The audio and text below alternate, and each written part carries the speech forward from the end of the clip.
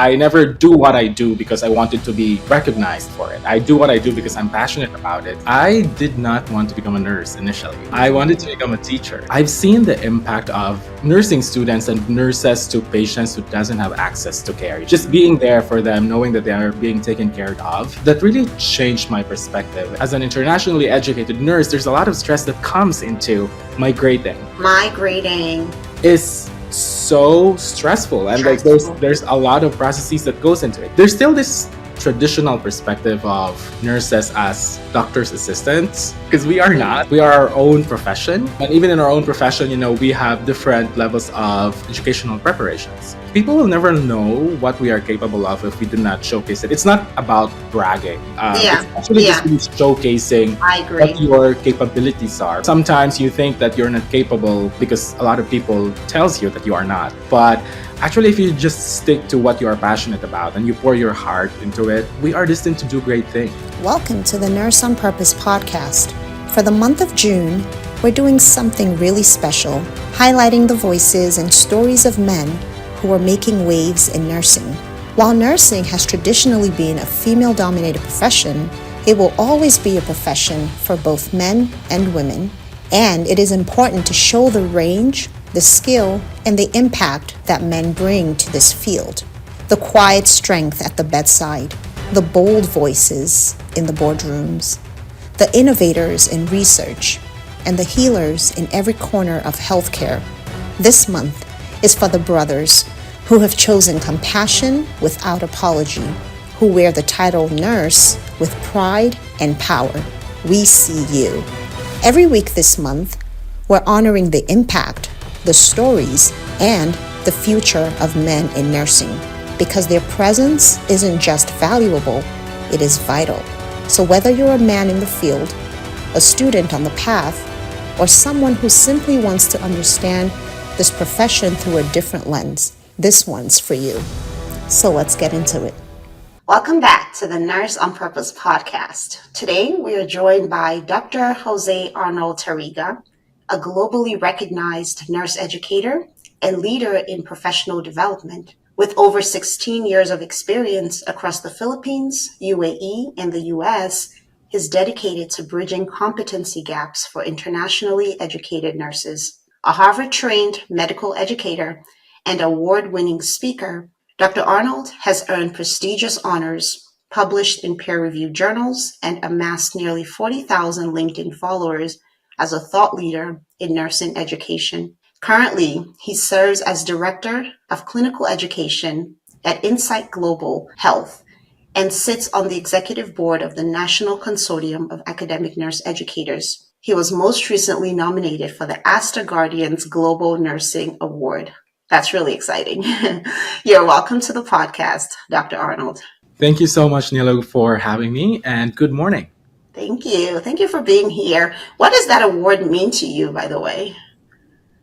Well, it means a lot to me. I think being recognized for something that you just do out of passion, really, it has a different feel, because like I never, I never do what I do because I wanted to be recognized for it. I do what I do because I'm passionate about it, and because I wanted to do something and pay it forward to my fellow internationally educated nurses who are coming. So to be recognized for that is, for me, is a huge accomplishment, personally and professionally.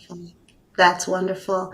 Speaking of something that you do for passion, we are going to be talking today about kind of turning your passion to purpose and doing it with grit. We're going to be talking about diversity of nursing functions. We're going to be talking about your purpose, which is your passion, professional development, right? And really training and building the next generation of nurses, especially the internationally educated nurses. So let's really begin with your journey into nursing. This is how I like to begin with all my guests, because I feel like everyone's journey is so unique. Tell us what led you to the profession of nursing. So funny that you asked that, Nilo, because I did not want to become a nurse initially. I wanted to Mm. become a teacher, yeah. And then I think when I was in high school, many of our friends who have relatives here in the States said that, oh, like you might have a brighter future from a financial perspective if you're gonna take up nursing because there's a chance for you to move abroad. And Mm. so I spoke with my parents and I was like, it will be a little expensive to go into nursing, but like would you want us to give it a try? And so I did. And the first year, Nilo, I did not love it that much. I was so scared. I'm not so sure as to how the training is here, but in the Philippines, we didn't have during my time. We didn't have mannequins, and so, for example, Mm. when we have to practice injections, we have to pair up with our classmates so that we can inject on one another, even including the enema. So Oh my yeah, goodness, that's yeah, crazy. I know. So I hated it. But then on my second year, when I started being exposed to the clinical areas and started working with patients, because I live in the province, and so our hospital affiliations are with the provincial hospitals. Um, I've seen the impact of nursing students and nurses to patients who doesn't have access to care, like just being there for them, knowing that they are being taken care of. That really changed my perspective. And as much as I'm still scared. And as a nurse, I'm still scared of needles up until now. I feel you. I feel you, brother. Yeah, and I think like that motivated me to continue doing it. And here I am now, after almost 17 years now, being a nurse educator, because I started as a bedside nurse and then moved into different subspecialties. And I think I found my niche in education, because I believe Yeah. that being an educator, or as an educator, you pay it. It's like you're paving the way for the next generation of nurses. Yeah. Mm, mm. That's so amazing. I see that you are deeply passionate about professional development, right? Mhm.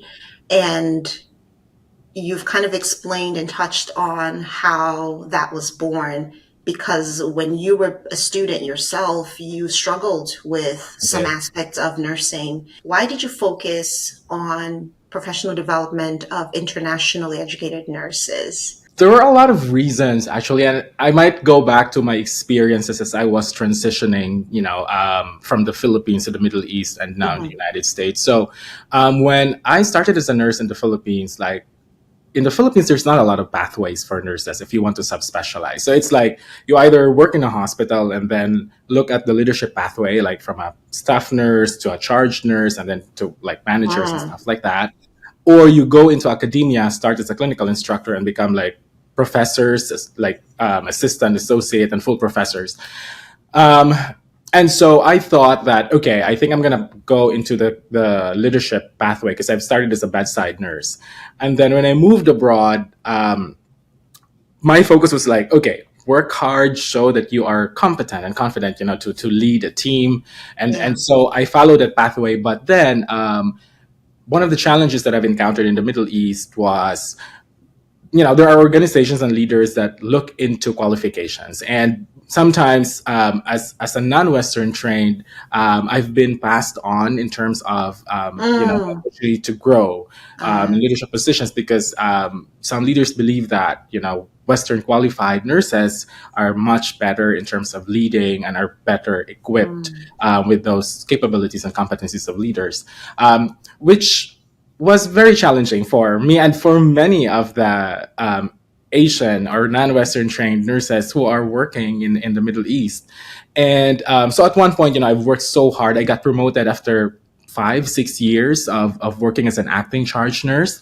And then there was a restructuring of the organization. And then the new leader said that, oh, you don't have Western qualifications, so we have to demote you back to a staff nurse position. No. It was one of the most challenging time of my personal professional life, Nilo, because I think as a person who works so hard and like it took me years to um, achieve that level, it was just taken away like that just because I didn't have Western qualifications, and I think that provided me a perspective that I really need to develop myself. Mm.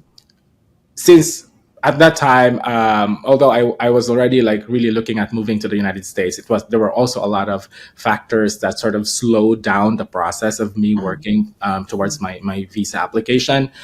So I said, like, if they are looking for Western qualifications, so what are my options? So I started looking for mentorships from people in the US. They said that it would be maybe great for you to look into continuing education from US based organizations and maybe even getting certifications. Yeah. And that's what I did. And in a way as well, that experience really like rerouted me in my pathway. So from looking at just leadership, that rejection redirected me. I sort of call it like that, the rejection, from rejection to redirection, because it paved the way for me to move into clinical education. And so I focused my continuing education in everything related to education. So I got certifications as a certified nurse educator, and then a nursing professional development specialist. And then I started exploring, and eventually, I got enrolled and accepted at Harvard Medical School for a postgraduate certificate in medical training and teaching. And then I've connected with a lot of educators here in the US too while I was in the Middle East.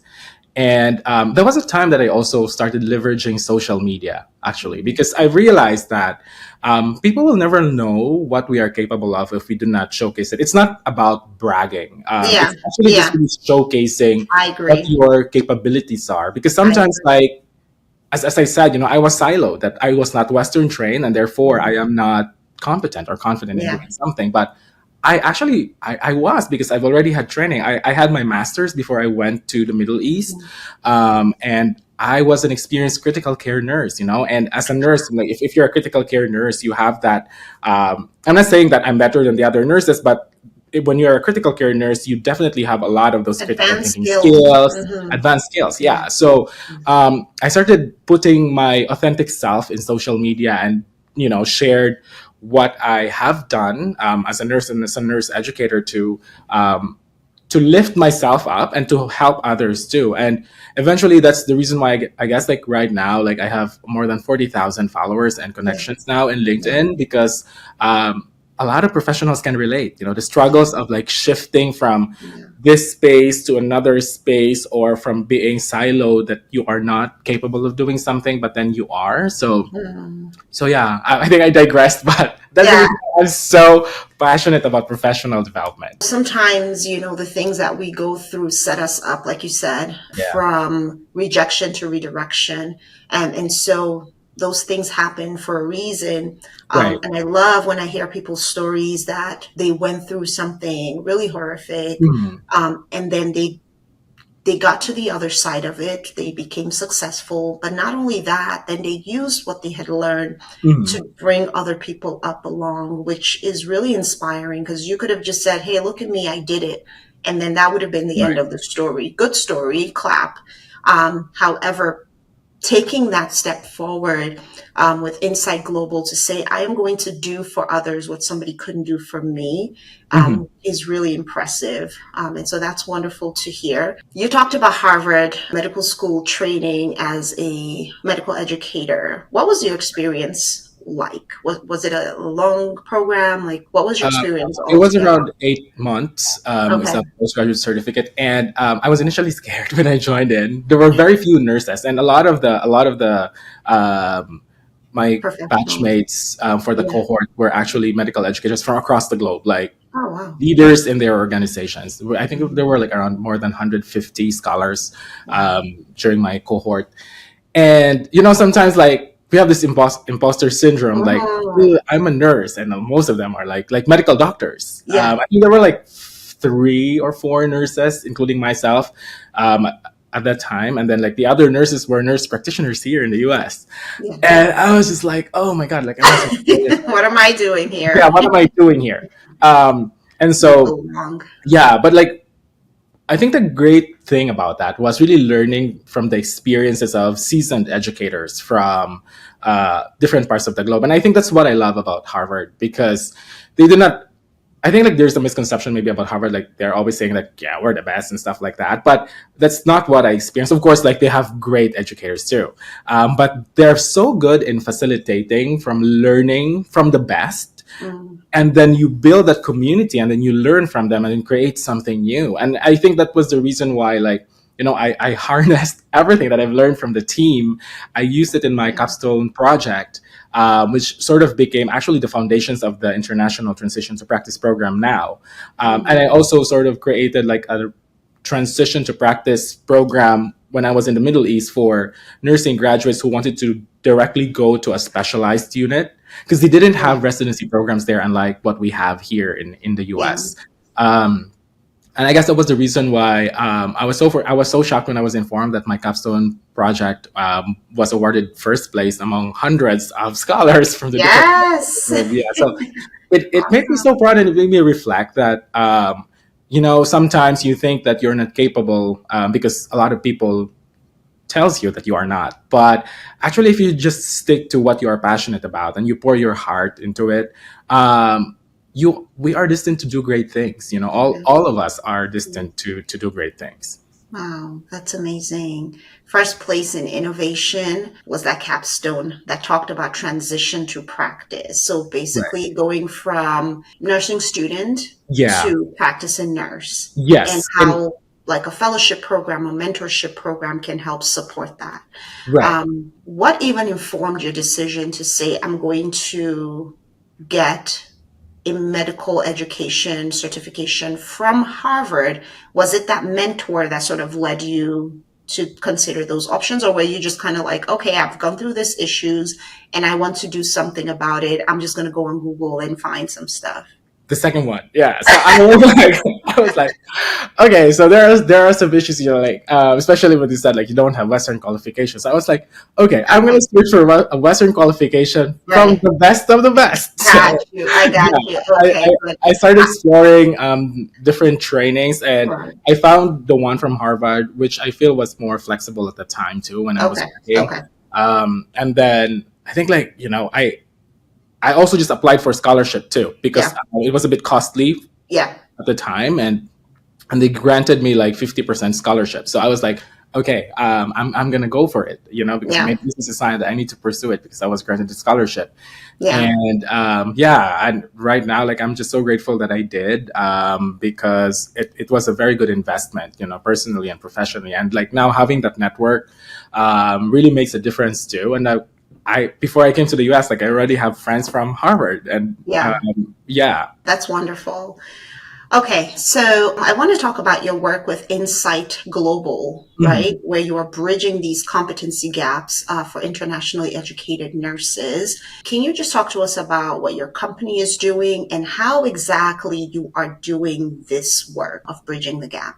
Sure. So our company, Insight Global, as a company, is a staffing company, and we have different divisions. One of which is the Insight Global Health, which helps staff organizations like nurses, doctors, allied health professionals. And then they started venturing into international nursing because they've seen, and especially that was sort of like during the COVID pandemic, wherein like they've seen that there's really a massive need for nurses.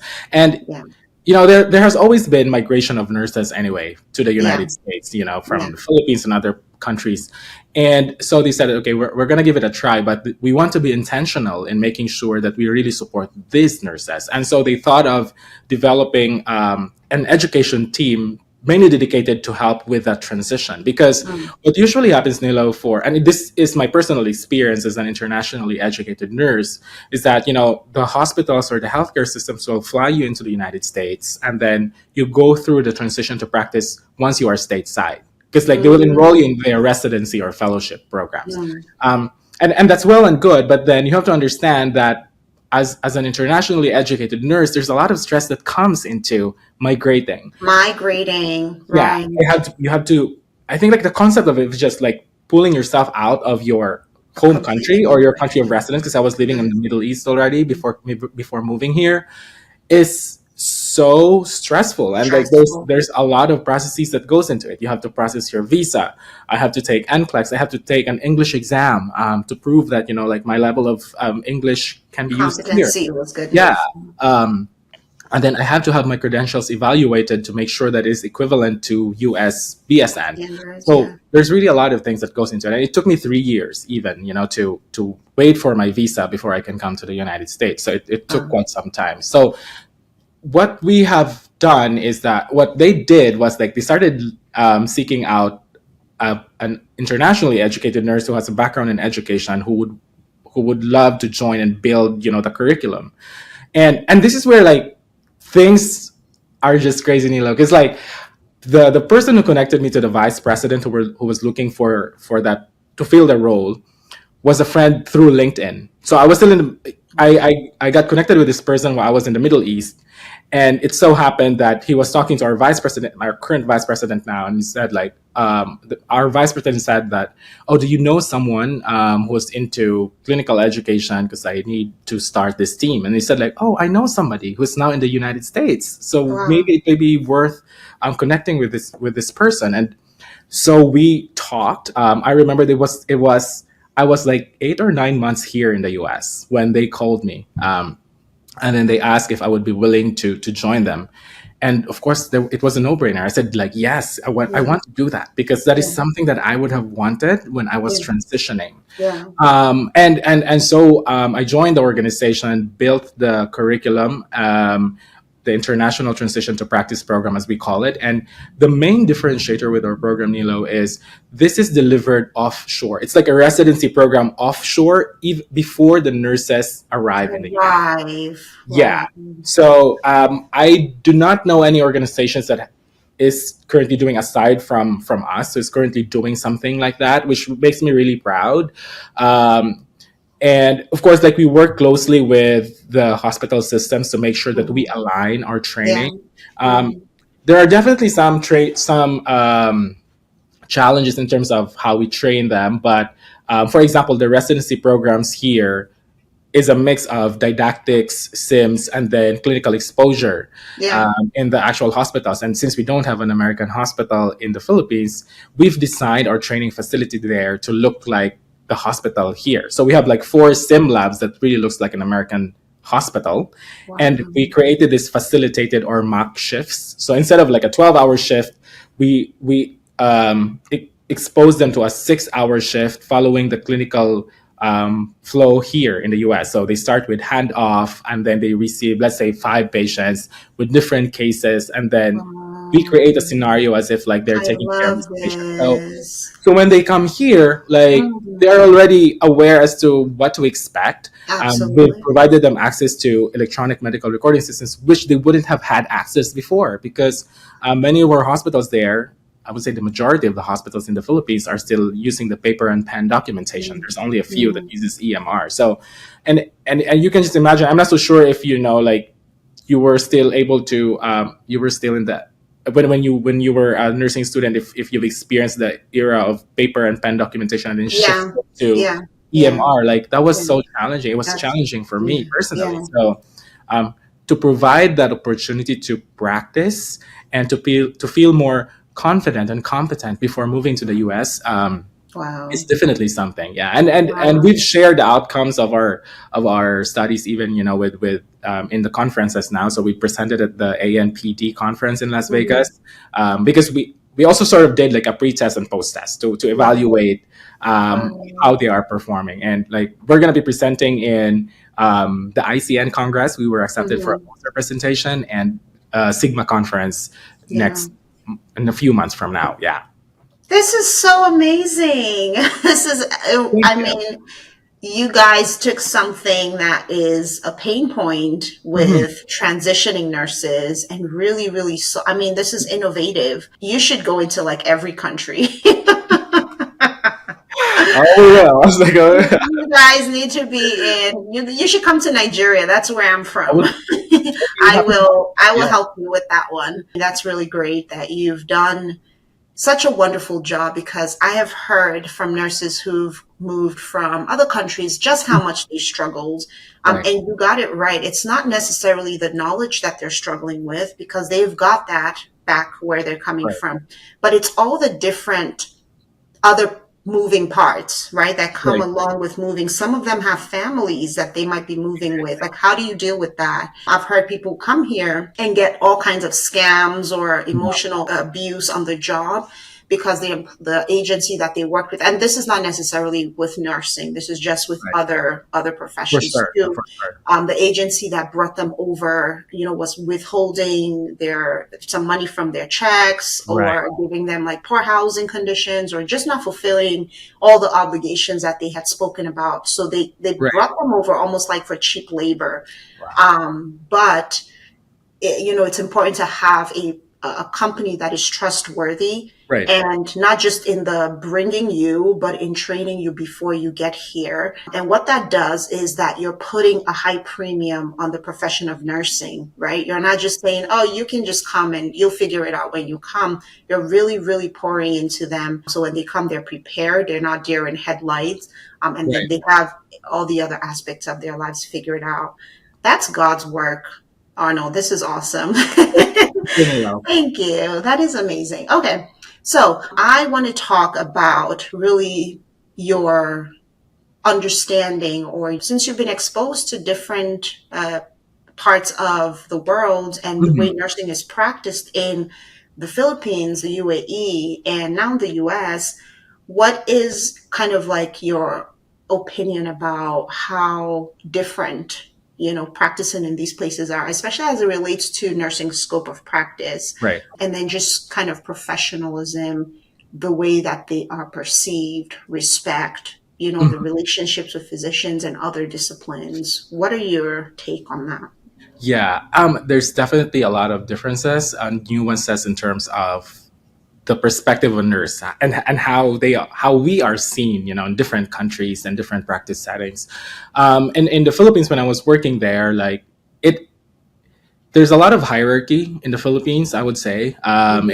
it's in terms of decision making in the clinical area. So nurses are not as empowered as here in the United States.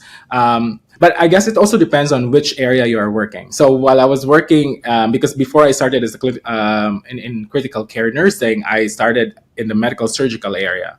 So most of the time, we were mostly just saying yes to the doctors. And we don't usually speak up a lot, but it changed when I started working in the critical care units because like I know my patient in and out. And so I will have this conversation with the doctor. I will give recommendations that, oh, doctor, our patient is having high potassium, for example, and these are my recommended interventions. Are you okay with that? And then the doctor will say like, yeah, okay. And then let's do this too. So there's that, I guess, nuance of like how your role is perceived in a specific unit, and that's in the Philippines. When I moved to the Middle East, it's almost the same in terms of the hierarchy. Like physicians will always have like, I would say like the final say in terms of the plan Mm-hmm. of care. Um, they will look at you when you start talking about things, and I was not used to that because again, like I Mm-hmm. was, You were collaborative with yeah, your. I'm collaborative and I've worked in the critical care units. And Mhm. again, like I when I know my patient, then I would give my recommendations as part of the team. I always, consider that. And I'm not your subordinate. We are teammates. Mhm.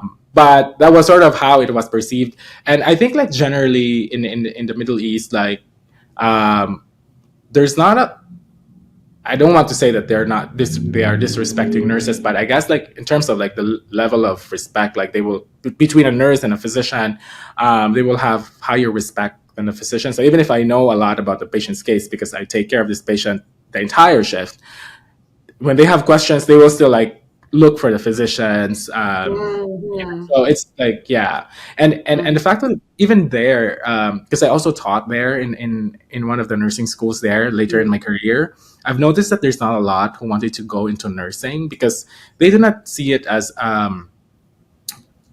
a good profession in a way that we are usually taking care of the sick and we're dealing with like dirty stuff. That's I think that's like a perception there. Mhm. But when I moved to the United States, like I had a bit of a shock, but also like feel so empowered and happy. And by shock, I mean like the level of hierarchy here is not there, and maybe it's existent but not as much as it Mm-hmm. is in the other countries. Because like when I came here, like everyone was telling me like you have to speak up, you have to advocate, you have to challenge if needed. Advocacy, that's the word. I know it's advocacy. I was like, oh my god, I'm not used to speaking up anymore. It's like Yeah. I've lived in the Middle East for almost 10 years. Yeah. Oh, wow. Yeah, before I moved in here, and so I was like, okay, this is something newish to me now, Yeah. but Yeah. like I've relearned it, Yeah. and I'm just happy that like I came to the United States because of, I think it's one, there's a lot of opportunities for us to subspecialize. Yeah. There's a lot of pathways really, and Yeah. the good thing about nurses too is a lot of our skills are transferable, so you can transfer it to wherever you want it to go. Right. Right. Um, and then yeah, like the empowerment of being able to speak up, to advocate for not just for your patient but even for yourself too. Yeah. Yeah, so those are the challenges and new ones that I've seen. Yeah. Yeah, and not to mention the fact that now you have your PhD, Mhm. and people will say to you, I read a post that you had put out on LinkedIn once that said, why do you call yourself doctor if you Right. are just a nurse? So the PhD in nursing doesn't qualify you to be Dr. Arnold. Can you talk about that step? Yeah, this another. I think that's one of the challenges that I've seen here too. Generally across the globe, I think that there's a different perspective. There's still this traditional perspective of nurses as doctors' assistants, which is so Mhm. different again here because we are Mhm. not. We are our own profession. Mhm. And even in our own profession, we have different levels of educational preparations Right. and even specializations and certifications.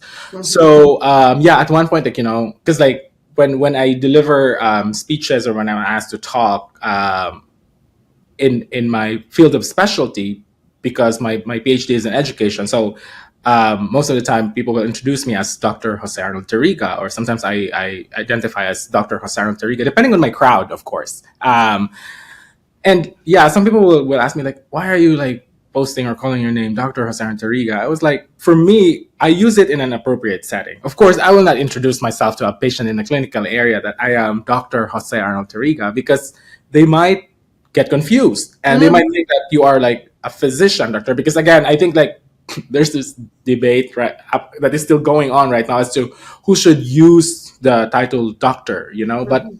um, yeah, and I will not get into that debate. Mhm. But like for me personally, like the doctor is a title for a degree.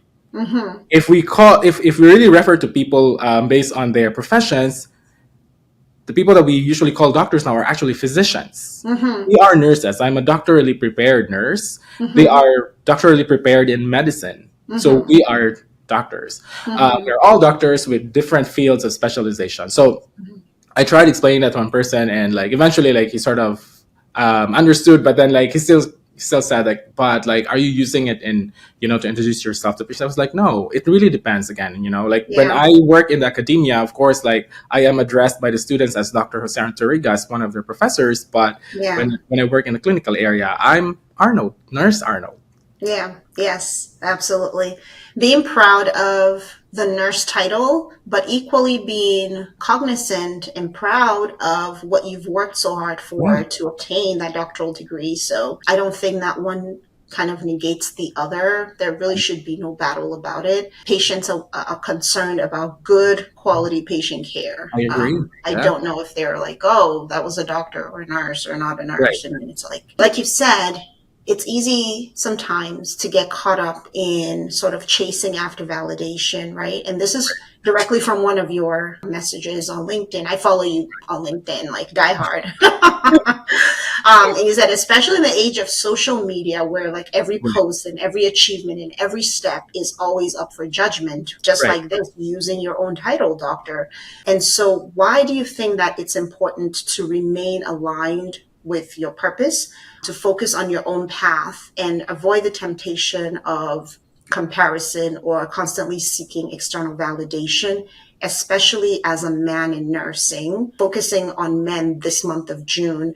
Mhm. I want to get that from you, because a lot of men may feel like they need to keep getting that external validation or getting more certifications or Right. whatever it is that they're doing, not necessarily because they want to develop themselves, but because they are seeking some kind of other validation. Yeah. So, why is it important to just remain aligned with your own purpose?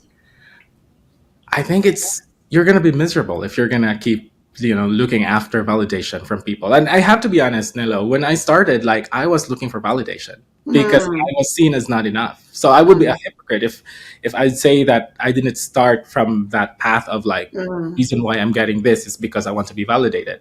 And in fact, when I started getting certifications, I was just like all over the place. I was like getting certifications in healthcare quality, patient safety, and stuff. Because at one point in my career, like I worked with like healthcare quality professionals, and I still have that certification. But there were others that I like dropped eventually because I realized that it's not about the alphabet soup as we call it after the names. It's really for me like certifications should be a proof that you are an expert with what you mm, do.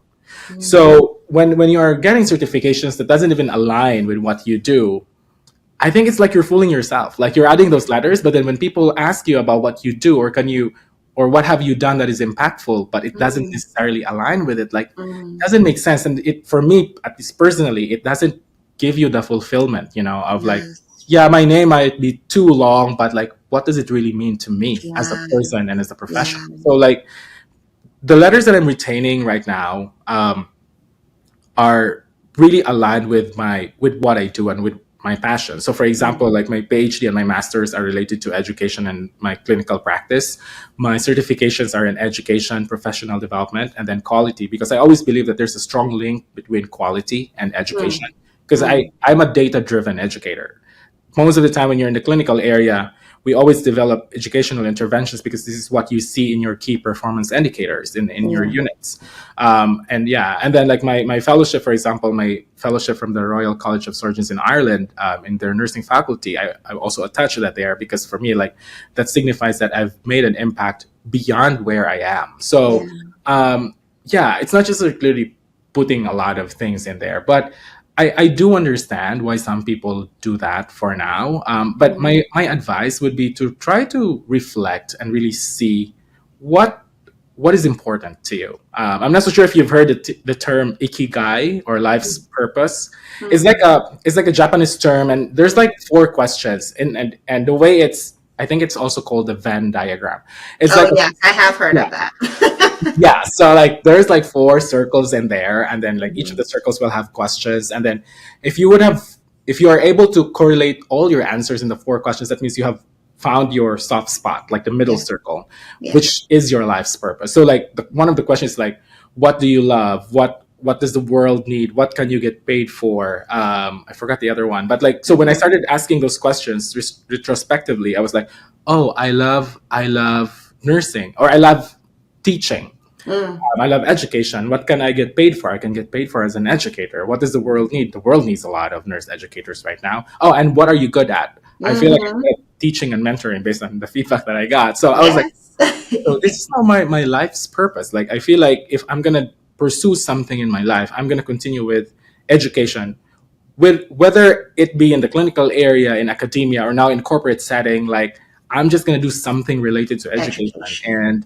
And so yeah, like for everyone out there who's listening right now, and if you feel like you are in that constant yearning to get certifications, qualifications without knowing what you really want, it might be helpful to reflect and Yeah. ask yourself, what are you passionate about, or what difference do you want to make in the world? Mm. Absolutely. That's wonderful to hear. You talked about in the beginning education being what you initially wanted to do. Right. And it's great to see that you are now blending both of these worlds together. I know. And it's come kind of full circle. You're still an Right. educator, but just doing it in a different way than what you had thought of before. So that's awesome. Thank you so much for having this chat with me. Of Let's course. quickly play our game. Oh We've yeah, already I kind of was talked about scared. this. Are you ready? I'm not so sure, but We okay, talked I'll give it a about, try. yeah, okay, don't worry, don't worry. It's no pressure. It's going to be good, okay? We've already discussed kind of what your up opinions about how nurses are perceived. And I'm going to say that in media, it's pretty much the same as in real life as it relates to the nurses in UAE and in the Philippines, is that they're really kind of looked down upon. And I think also that has to do with from a financial and a gender standpoint as well. Right. So let's just go into playing our game right away. I won't bore you with the question. So you already know how it goes, Dr. Arnold. I'm going to pick a category from my jar, and you have to create something, maybe like the plot line for a show that captures the essence of nursing, the way that you would like them to be portrayed. Good? Okay. All righty. Let's do it. I love how much you're smiling. No, I'm so stressed. The way of coping. It's easy. Okay, so your category is historical. So something historical, inspirational. Okay. Okay, so I think if I'll direct or create a movie, I was initially thinking of the Transformers because of the transformation. We already have a movie Transformers, so maybe I'm going to call the movie The Shift. And the shift pertaining to how we shift and change or transform, and maybe like I'm going to create some stories or like ask stories from real nurses who have transitioned, from a bedside nurse to a nurse beyond the scrubs. So yeah, because I think a lot of us have really moved out of the bedside. Again, like there's this perception of like nurses should just be working in the four walls of the hospitals, but actually it's not. Like a lot of us nurses now, we have educators, we have innovators, we have researchers, we have nurses in social, we even have nurses in politics now too, which is really amazing because I just featured one last couple of weeks ago. Yeah. So I'm gonna call the movie The Shift. Okay, I love that. And just kind of showing the diversity, the multifunctionality of nursing roles. Yeah. And that's how amazing. Yeah, and how the profession has evolved, in terms of history. Awesome. And I feel like that's really your story, right? Coming from this to that to the next, and now being kind of directing this educational program and showing the world what is possible with nursing. If you could do it over, would you pick nursing? I will. Yeah. I definitely will. Yeah. And I would not change any of the experiences that I had, even if it was at one point it was painful. Because now looking back, like everything happened for a reason. And I know, like at the time that the demotion happened, I was like, oh, like I worked so hard for this. It was not fun at the moment, but like I think I would not be here where I am right now without that. So I'll pick nursing and I'll relive everything that I had. And it allowed you to have a compassion for people who may not be getting the positions that they deserve just because of where they were trained. And I actually like to think that because you had such a, what I call it, lack of high-tech resource training, it gave you more grit. It gave you the ability to innovate more, right? Sometimes when you're too comfortable, you can't really think outside of that because you have everything that you need, right? So why would you think about creativity at that point? That's the perspective I was looking at it from, but I guess sometimes the name is more important to people than the actual work that you're putting in. But I really thank you for sharing that story, and I really appreciate you being here with me today. Where can people find you to connect with you? Professionally, they can connect with me via LinkedIn. So my LinkedIn profile is Jose Arnold-Tariga, and I'd be happy to connect with them. Personally, I'm also in Facebook and Instagram. It's the same name. So feel free to connect with me. Wonderful. And if somebody wanted to kind of reach out for that Insight Global mentorship and transition, do they just go to the website? How do they do that? Yeah, so you can visit our website, insightglobalhealth.com, or you can send me an email too. It's josearnold.tariga@insightglobal.com. And we'd be happy to collaborate, because I know that we are still, the demand for international nurses will continue. So if there's something that we can do to help prepare them as they transition and help Yeah. your teams too and Yeah. organizations, Yeah. we would love to collaborate with you. Wonderful.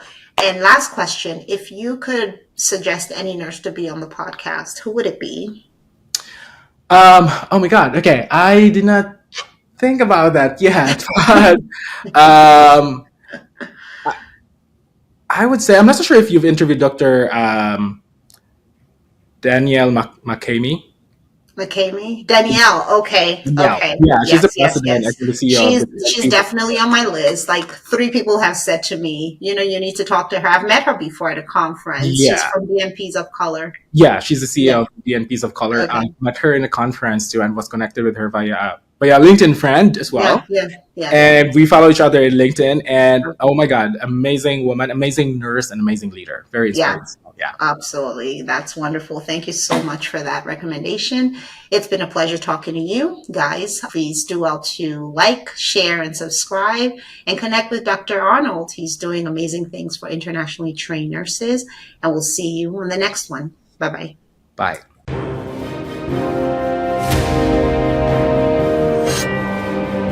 Thanks for hanging with me till the end. I hope you gained some valuable insight into the world of nursing.